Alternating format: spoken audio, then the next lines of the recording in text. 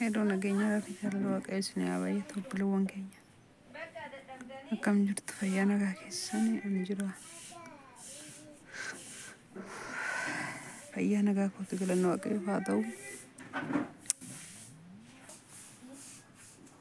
baga jiraatanii jira galata waaqayyo fayyaa nagaa kootu baga irra geessanii isin torban kana badee ture isinirra ifama naa godha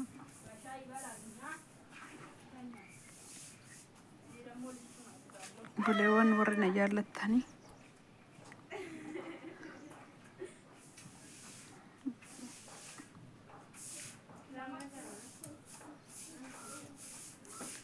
warri na jibbitan warri na jaallattanii baga jiraatanii baga irra geessanii isiniin jedha ni jira galanna waaqayyoof haa ta'u fayyaa kooti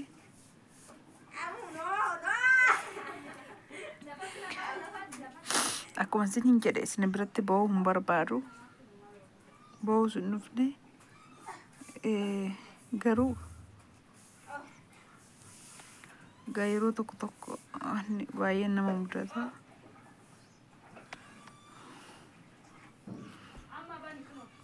warri na jaallattanis warri na jibbitanii na dhabdanii ooltanii na dhukkubee ture waaqayyo immoo oolchaadha na oolcheera har'a ga'eera baga jiraatanii isiniin jedha hundi keessan baga fayyaa taatanii warri na jaallatta waaqayyoon naa kadhadhaa akka fayyuu fi warri na jibbitanis fayyi jedhaatuma darbaa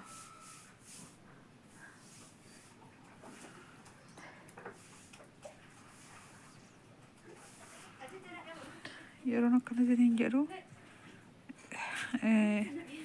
na dhukkubee ture torbee kana kee baay'ee na dhukkubee sun immoo dhukkuba waa'ee ulfaa osoo hin taane waan biraadha torbee kana manuma yaala irra jooruu fi waldaa deemuu mana yaala hospitaala gilliidha kaanii kan gilliitti darbuudhumatu torbee kana har'aan nagahee isinirraallee badee afurma keessan waanuma isinaan jettan hundumaallee dhabe qorichi tabaale emtuuna naanaafne qorichi biyyi lafa qoricha baalaawwii hin jedhanis marfee kan jedhanis naanamne marfee ganamas galgalas naannaqa kitti baatoo osoo hin taane natti muddee yoonni jedhuun deemee akka madda natti muddee yoonni jedhu kiniiniin akka namanaa naan liqimsa iddoon dhukkubi sanarrillee qorichiin keewwadhu hin jiraachuudha dhugaa dubbachuudhaaf baay'ee na dhukkubee ture warri na jaallatta waaqayyoon naa kadhadhaa akka fayyee waaqayyo nu fayyisuufi dhukkubichi na dhukkubee maal akka ta'e beektu waan naan galle yeroo sana mana iddoo hojiitti yeroon taa'e mana tamaariitti ijoollee fuudhu jechuudha ijoollee mana tamaariitti dhufan eeguu dhagaarran ta'a jechuudha ala dhagaarra taa'anii eega barriirra ani naan galle dhukkubichi safaarraa akka dhufe dhagaa waaran taa'e jechuudha alatti jechuudha biyya alaatti ataraa dhagaa waarrallee akka teessanii isaatii kana ijoollee hin eegne isinillee amma tokkollee amma qorruuf deema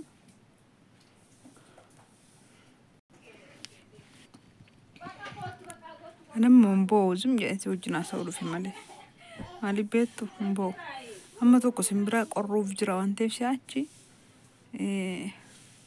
adaraa sanitti haa ta'u nam tokko dhagaarra hin taa'inaa dhagaarra teessanii ijoollee mana tamaariitti dhufan hin eeginaa ishii ana waan ta'e anatu beeka waan dabarse anatu beeka dhukkubaan dhukkube torbee tokko walirraa jette anatu beeka duraanuu dhukkuba garuu akkanaan seene malee dhukkubicha ta'uusaa hin barree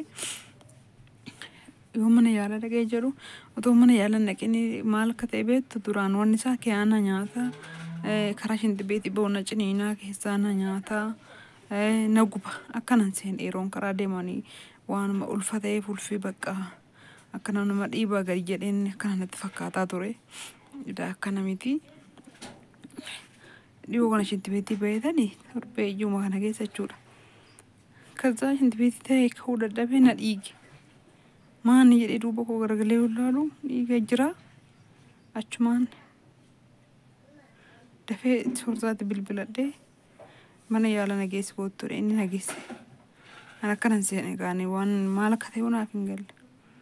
Usumaan waan jedhee jedhu gadi ba'e ammas wannichi. Kanaafuu yoo mana yaala dhaqee jedhu maali unaan jedhani danda'een taa'uu danda'een dhaabbadhu hin ciisu nan jilbeeffadhe gugguufa. Daadhi kubichi kintaarotiidhaan anaan galle sinii galee.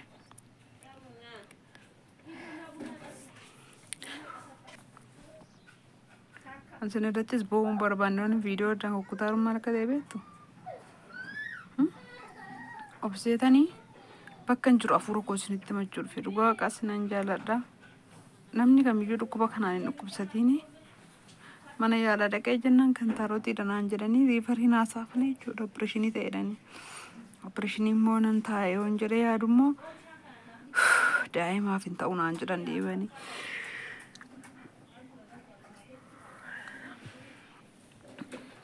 Kanaafuu daa'ima wajjin hin ta'u naan jedhanii na didanii dhiiseen galee ergasii siqaayii koon argaa ishee. Kanaafuu itti yaadee haasa'ii warra naan jettan illee jirtu itti yaadee haasa'u wallaalee miti dadhabeen jira. Hafuuruma isinitti baafachuu dhufeetani malee.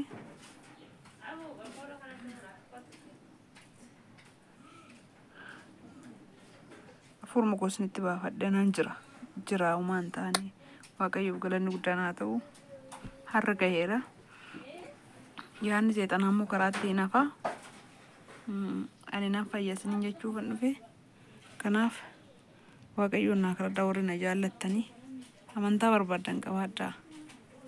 Akkuma kana dura isiniin jedhee amantaa kamiyyuu hin jibbu namni waanuma barbaadetti amanee isa fayyisa. Akkuma kana dura isiniin jechaa ture waan barbaadanitti amana.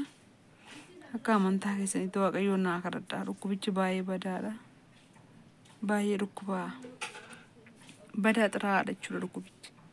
Hirrifitti isiniin kennu waaqayyoof haa galatu ergaarraaf kaleessa naa wayya. Isiniin jedha. Isinan jaaladhaa jira hin banne lubbuun jira. Fayyees immoo galataan dhufees fuuldura nan dhaabbadhaa boriiftaa. Kanaaf waaqayyoon naa kadhadhaa. Jiraadhaa nagaa.